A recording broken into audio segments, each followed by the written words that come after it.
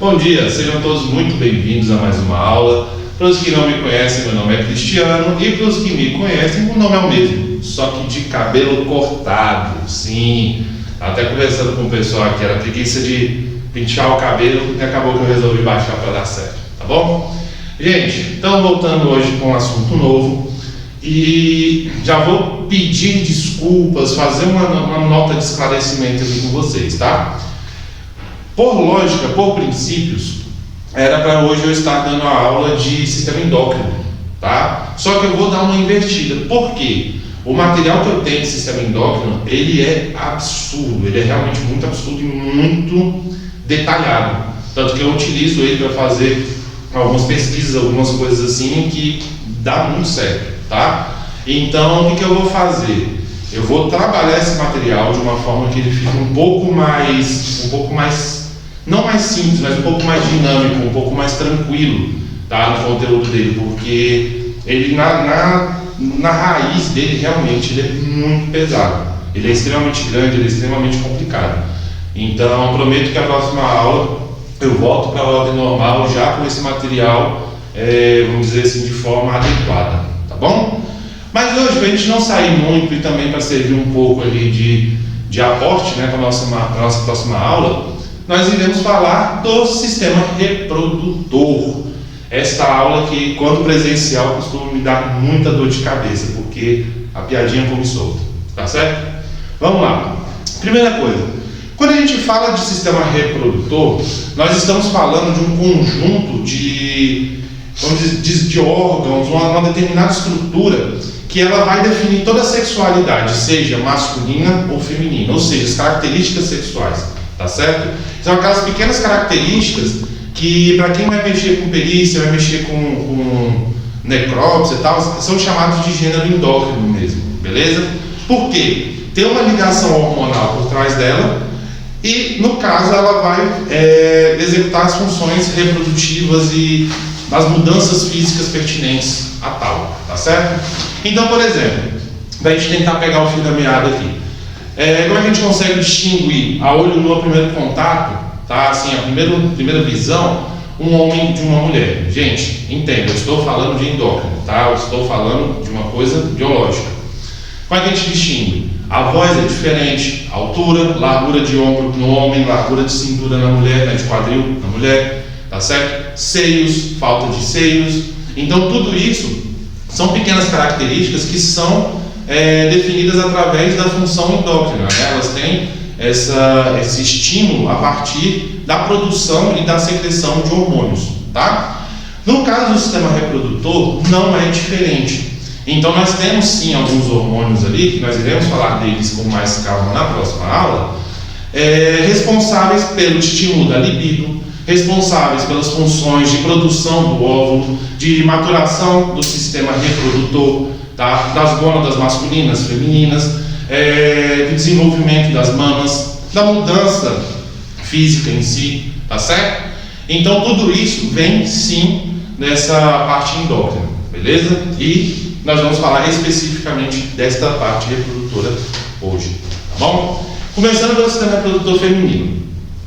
Bom, começando pelo sistema reprodutor feminino. Esse sistema ele é composto basicamente pelo seguinte: ovário, trompa de falópio, útero, vagina, vulva e mamas, tá certo? E dentre essa estrutura, né? Dentro dessa estrutura eles têm algumas funções. A primeira é a ovulação, que no caso seria a produção dos óvulos, a fecundação, tá certo? Que aí é a partir da conjunção, né, espermatozoide, fatores hereditários, né, a fecundação deste óvulo, a nidação, que seria a acomodação deste óvulo já fecundado no útero, tá certo? A gestação, que no caso seria o desenvolvimento deste óvulo fecundado, né, que aí ele vai se transformar em embrião até chegar à fase realmente de um bebê, tá, até o nascimento, e o parto, que seria a expulsão dessa criança desenvolvida, tá? Então, na estrutura reprodutora feminina, na região do útero, nós temos essas características ali presentes, tá? Essas funções bem mais evidentes. Ela é responsável por esse processo de cuidar, de permitir o desenvolvimento, tá? É muito louco que quando a gente vai estudar um pouco de embriologia, quando você vai entender de fato essa função, você percebe que o útero ele tem uma função muito protetora mesmo, porque, por exemplo, o sistema imunológico ele vai entender a formação embrionária como um câncer, ele vai entender realmente a formação do embrião como um corpo estranho, algo a ser destruído. Então é muito normal que ele comece em um determinado estágio a atacar este embrião, tá? O útero, nessa fase de nidação, numa determinada fase ali, ele vai envolver, tá? Ele vai envolver este embrião e ele vai permitir o desenvolvimento dele, inclusive contra o próprio sistema imunológico, tá? Então tudo que tem essa relação de desenvolvimento, de crescimento, de transformação do embrião, né, vem do sistema reprodutor feminino, tá certo? Então, vale ressaltar o seguinte: todas essas funções já descritas, elas passam por um período que é considerado de maturação, tá certo? Perdão. Essa maturação, ela pode variar, sim, de localidade a localidade. Como assim, professor? Alguns países podem, sim, ter um processo diferente, mas eu não vou entrar nisso agora. Mas, por exemplo, no Brasil, é considerado que a maturação sexual feminina começa a partir dos 2 anos e vai até os 16, no ápice, tá? A partir dali, ela já entra num processo que está formado e vai terminar de desenvolver as suas funções, vamos dizer desse jeito, tá certo? Então, ali na casa dos 30, 35 anos, pode-se afirmar que todas as funções reprodutoras estão devidamente formadas, estão devidamente, elas estão aptas, tá? No seu todo, ok? Então, é isso que a gente fala muito quando vai falar da questão do sexo na adolescência, disso e daquilo, tá? A pessoa ainda não está pronta, realmente, biologicamente, essa pessoa ainda está passando por um processo formativo, tá? E determinadas situações podem sim alterar esse processo de maturação, essa transformação que é natural, tá certo? Então, voltando no foco, a pessoa com 30, 35 anos, ela já está com o seu ápice, né, o seu ápice sexual totalmente desenvolvido, beleza? Seus órgãos reprodutores já estão totalmente desenvolvidos, suas funções já são totalmente bem desempenhadas, beleza? Salvo em questões onde ocorrem desregulações hormonais, mas outra coisa. Mas podemos falar sim, está desenvolvido. Então, a partir por volta ali dos 30, 35 anos, a pessoa já está com a sua capacidade sexual totalmente desenvolvida, beleza? Vale ressaltar que neste processo de maturação, a mulher ela vai passar por diversas situações, principalmente a questão da menstruação, o ciclo menstrual, o início dela, o final dela, tudo isso vai contar sim para esse desenvolvimento dos órgãos sexuais, tá certo?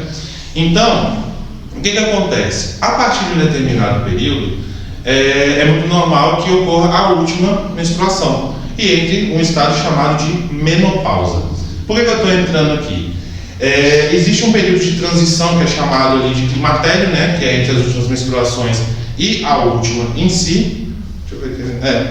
E a última menstruação em si. E esse climatério, ele indica basicamente o quê? Um certo declínio das atividades sexuais, né, das atividades dos órgãos sexuais. Então, o que eu quero dizer com isso? A partir deste momento, as funções hormonais elas se alteram. Os hormônios eles começam a tomar valores diferentes e algumas coisas podem acontecer de uma forma diferente. Então, por exemplo, a libido diminui, tá? A capacidade de gerar uma criança é um pouco comprometida. Professor, mas eu vi o caso da mulher de 66 anos que teve um filho. Eu não disse que é impossível. Observa, eu não estou dizendo que é impossível, mas não quer dizer que isso não infira em um risco, porque aí, quando a gente fala desse declínio, é justamente isso. A capacidade de nidação, por exemplo, né, pode ser prejudicada. A capacidade de desenvolvimento, ali, de acolhimento daquele embrião pode ser prejudicada, tá certo? Então, esse declínio, né, das atividades dos órgãos sexuais, ele não é de uma vez, ele não está aqui e vai para zero, não. Ele é gradual. Então os anos vão passando e isso continua numa transformação, beleza? O corpo ele continua a se equilibrar, mas ele tende a reduzir as suas funções. E isto é o que quer dizer esse período, né, da menopausa, todo esse final ali. Professor, isso acontece com homens? Porque eu sou homem, não acontece. Acontece, tá? Os homens eles passam por um período chamado de andropausa, beleza? Funciona um pouquinho diferente, mas o princípio é o mesmo. Nesse período é muito normal que o índice de testosterona baixe, o índice, e com isso, né, a libido se diminua, beleza? A atividade sexual se torna um pouco mais penosa, tá? A capacidade reprodutora, né, a produção de espermatozoide é muito relativa nesse caso, mas assim, a atividade mesmo sexual, ela pode sim ser prejudicada e é totalmente natural, tá certo? Vamos lá.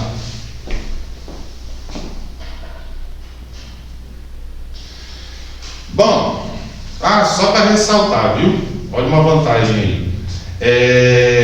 Eu falei que a atividade sexual, né, do homem, ela pode vir a ter um declínio também, tá? A mulher ela consegue ter uma vida sexual ativa depois da parte ali da menopausa, tá bom? Não tem tanto problema, é realmente um declínio da atividade reprodutora, tá? É hormonal. O homem ele pega um pouco mais do outro lado ali. Então vamos lá. Ovários, tá? Vamos falar dessas estruturas.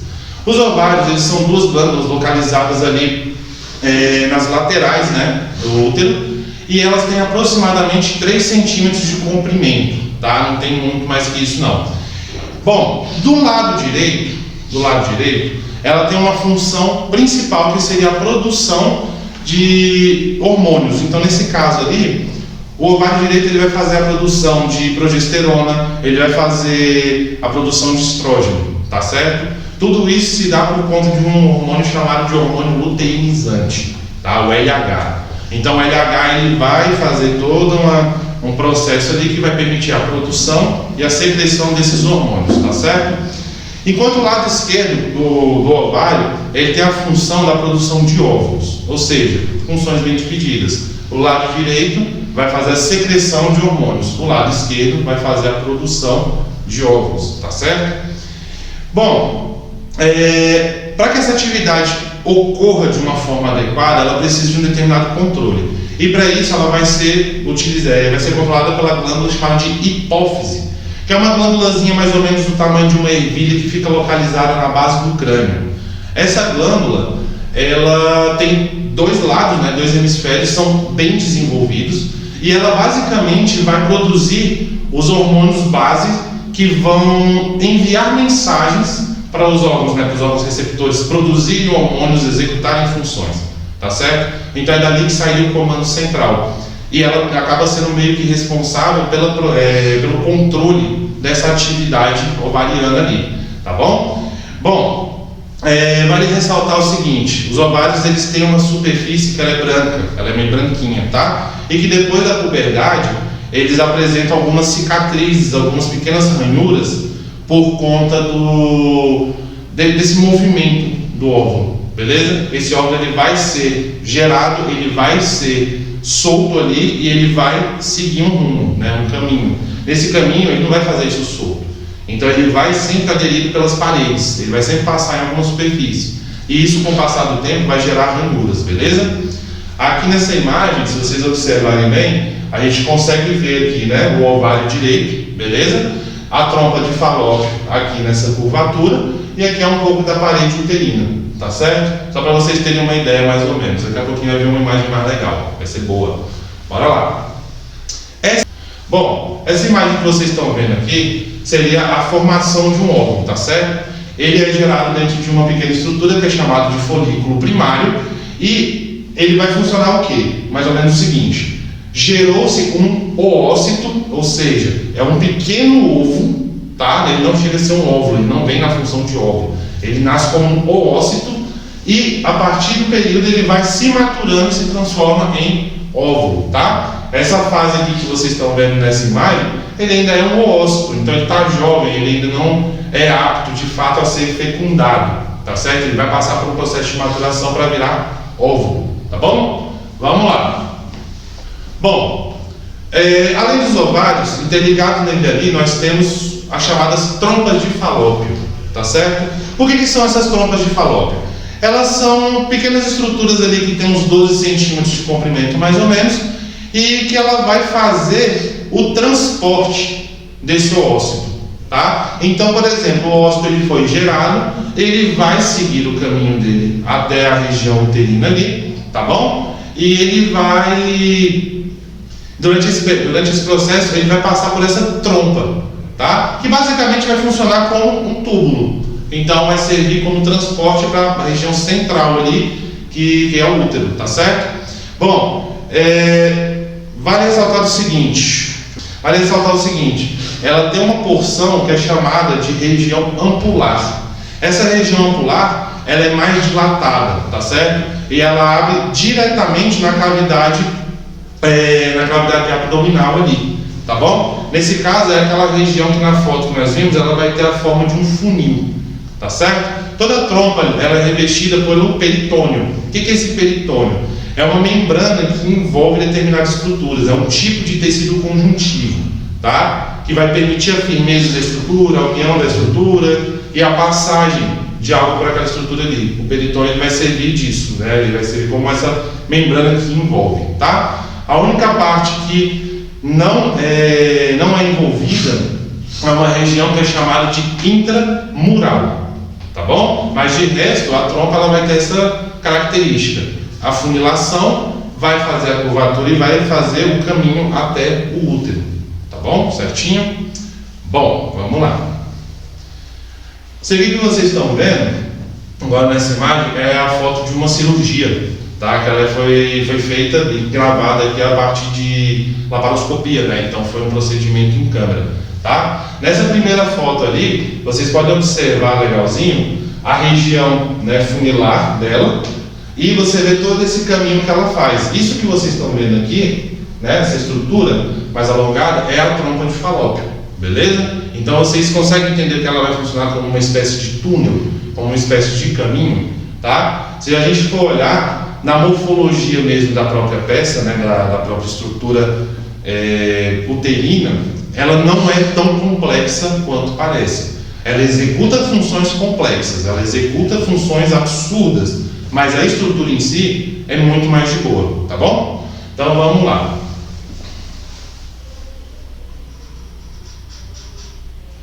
Essa é ótima, essa aí é top demais.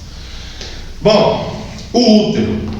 O útero, ele é o órgão responsável pela gestação e o parto, beleza? Ele tem um formato que é chamado de periforme, ou seja, ele vai parecer uma pera, tá? E ele vai ser mais ou menos entortado ali na sua parte fina. Então, é uma pequena pera com algumas pequenas deformidades morfológicas, normal, tá certo? Bom, essa porção do útero, que ela é mais delgada, ela é mais fechada, que a gente falou ali que é a mais entortada, né? Que ela é mais delgada, é o chamado de colo do útero, tá? E a parte mais volumosa do útero é o corpo. O colo e o corpo, eles são separados por essa cintura, beleza? Então nós temos a cintura, colo e corpo do útero, tá bom? E essa cintura, ela leva o nome de istmo, tá ok? Até aqui, tranquilo? As dimensões desse útero, eles variam bastante de acordo com características fisiológicas de cada mulher, tá bom? Então, se não ficou claro, o que seria o útero? O útero ele teria o formato de uma pera, com uma cintura que é chamada de istmo. Aqui seria o colo, aqui seria o corpo. A função dele, basicamente, tá? Resumidamente, tá? Seria o que? A acomodação do óvulo fecundado, tá certo? A acomodação do óvulo fecundado, a nidação desse óvulo, o desenvolvimento do embrião, tá? E a acomodação desse embrião até o processo de parto, tá certo? Vale ressaltar que o útero ele é uma estrutura que tem uma musculatura muito forte, extremamente forte, capaz sim de comprimir um determinado volume com resistência, a prova disso é a gestação, tá certo? E capaz também de fazer bastante força para expulsar, tá? Então é uma estrutura que ela não é tão simples, por isso que eu falo que o formato dele é tranquilo, a morfologia dele é ok. Como ele funciona é que é o punk. Então na próxima aula a gente vai trazer isso com mais profundidade. Vamos lá. Bom, nessa imagem aqui, tá, feita pelo Frank Necker, um anatomista ótimo, desenhava tudo muito bem, obrigado. Nós podemos ver aqui a figura uma porção anterior dessa estrutura uterina, tá certo? Então nós vemos aqui o ovário direito, o ovário esquerdo, tá? Se vocês puderem observar aqui nessa região mais ou menos tem uma espécie de pontinho amarelo, que é o chamado corpo lúteo, tá? Toda essa estrutura aqui que corre, né? Toda essa ramificação aqui são as trompas de Falópio, tá certo? Então nós vemos aqui a parte afunilada, o caminho que ela faz. O útero em si, que eu acho que fica mais claro, curiosamente, do que a imagem real, tá? Onde vocês percebem a região aqui mais dilatada, que é o corpo, a cintura, né, que é o istmo do útero, e o colo uterino, tá certo? Para a gente ressaltar legal, um dos ovários ele vai fazer a função de liberação, secreção de hormônios, beleza? E o outro vai fazer a liberação do óvulo, né? A produção do ócito e a liberação desse ócito ele vira no óvulo, tá bom? Então é mais ou menos essa aqui a estrutura. Bom, dando andamento à nossa aula, nós iremos falar agora da vagina. A vagina ela pode ser definida como a porta de entrada desse sistema reprodutor, tá certo? Sendo considerado o órgão da cópula, tá? E também responsável pelo processo de limpeza que seria o ciclo menstrual. Por que seria o processo de limpeza? Quando chega um certo período e aquele óvulo ele não foi fecundado, é muito normal que o sistema ele precise se renovar. Então, ele vai fazer toda uma eliminação de alguns resíduos, tá? E esses resíduos vão ser eliminados pela vagina a partir da menstruação, tá certo?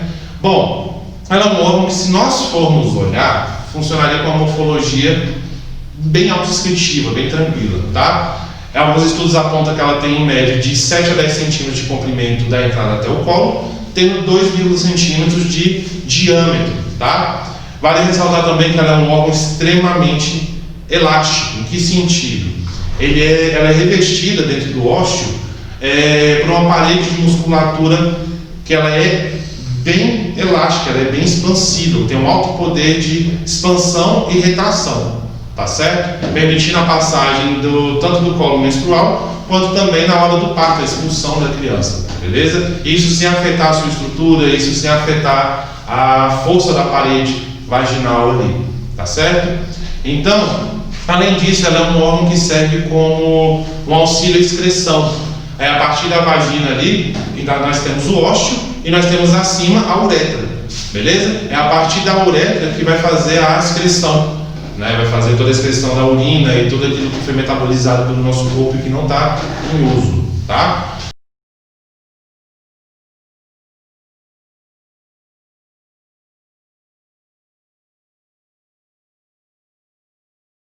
Bom, vamos falar da vulva. O que seria essa vulva?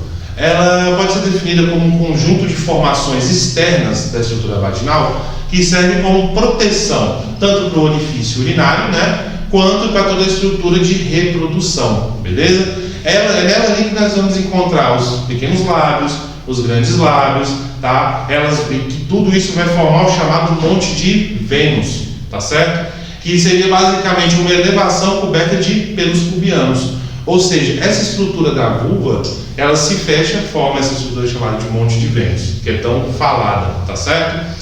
Bom, por dentro dos grandes lábios estão os pequenos lábios, que funcionam mais ou menos como duas pregas cutâneas, tá certo? Que elas têm uma dimensão reduzida e uma coloração rósea no caso, tá certo?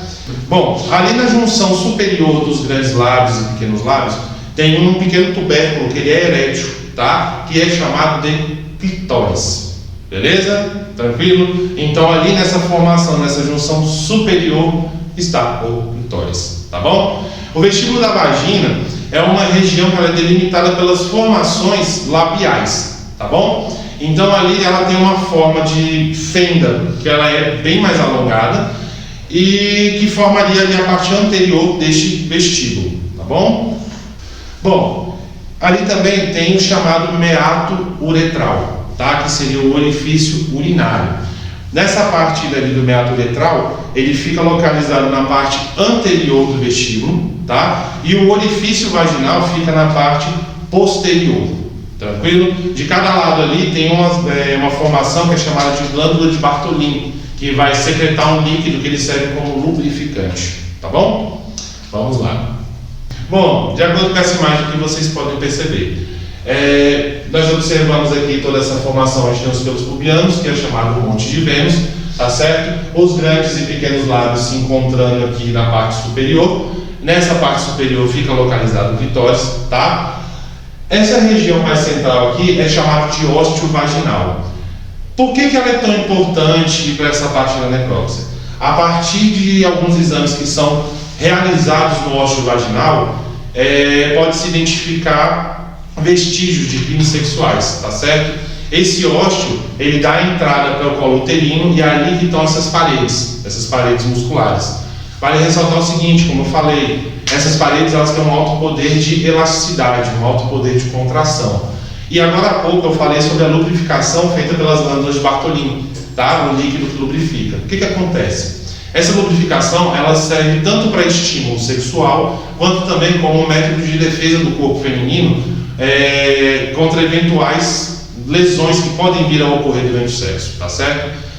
No caso, por que é tão significante para o nosso estudo, né, para o nosso entendimento isso aqui?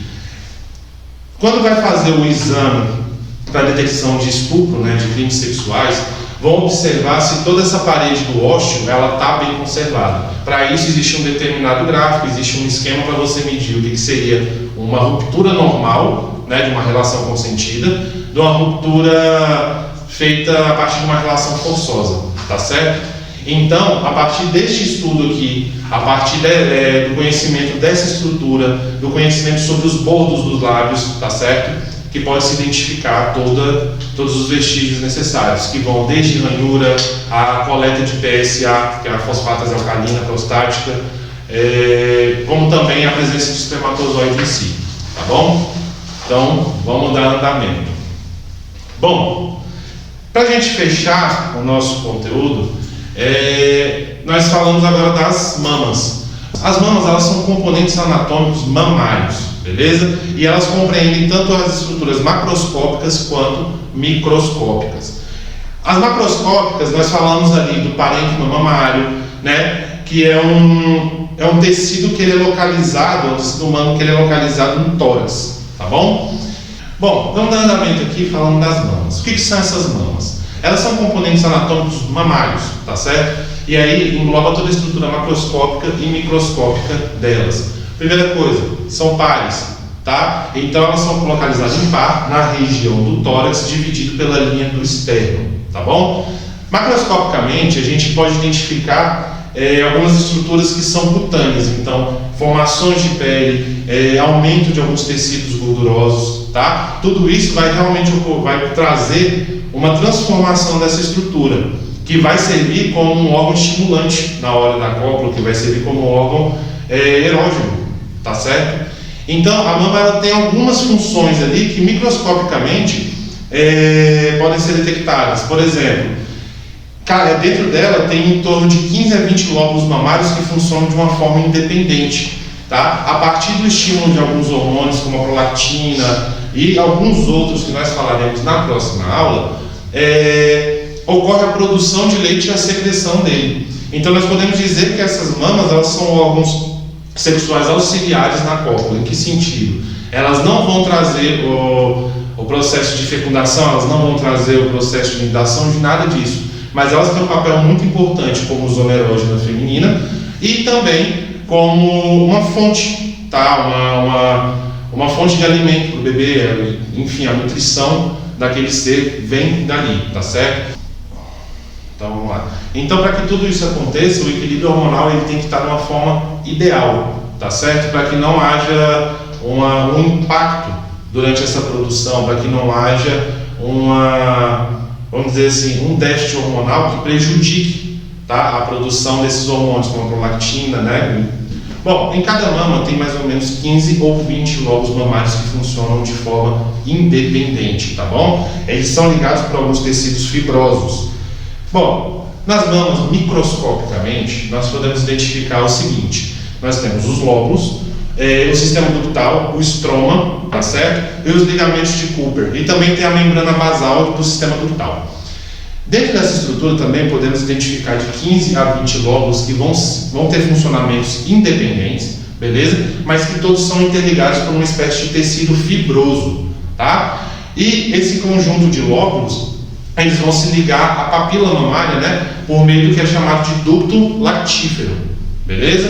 Então, essa estrutura que a gente acabou de falar, microscópica, ela é a responsável pela produção e a secreção de leite, tá certo? Fazendo com que as mamas tenham uma função auxiliar no sistema reprodutor, tá? Não na cópula em si, não é como um sistema de ligação nem nada, mas elas são muito importantes na hora justamente da nutrição e também funcionam muito como um órgão estimulante, né? Então, elas têm essa função auxiliar no processo de cópula, sendo uma zona erógena, e também essa função que vamos dizer assim, é ditada pela relação hormonal, pela produção da prolactina, por todas essas produções hormonais de forma equilibrada. Produzem o leite e permitem a nutrição do bebê. Tranquilinho? Vamos lá!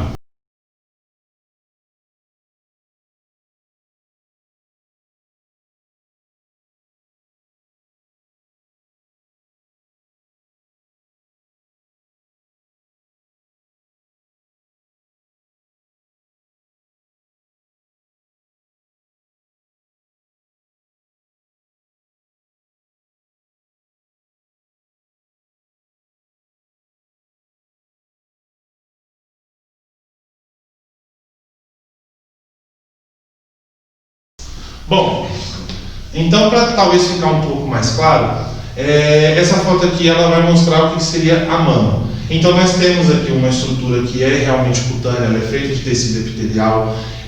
Nós temos uma estrutura, essa que é aqui mais arredondada, né, várias bolinhas esganiçadas. Ela é uma camada de gordura nas mamas, beleza? E tudo que está dentro dela aqui, tirando esse sistema ramificado, são tecidos fibrosos, ou seja, tem um quê de músculo ali dentro. Bom, essa estrutura ramificada que vocês estão vendo são esses ductos lactários que nós falamos, beleza? Todos eles se interligam, mas funcionam de uma forma independente. Ela também é conhecida como a região da árvore mamária, beleza? Nesses ductos aqui que vai ocorrer toda essa região, que vai ocorrer toda a produção e a secreção do leite materno, tá certo? Então acho que dá para ter uma imagem bacana. Tá bom? Aqui do sistema mamário. Vamos lá?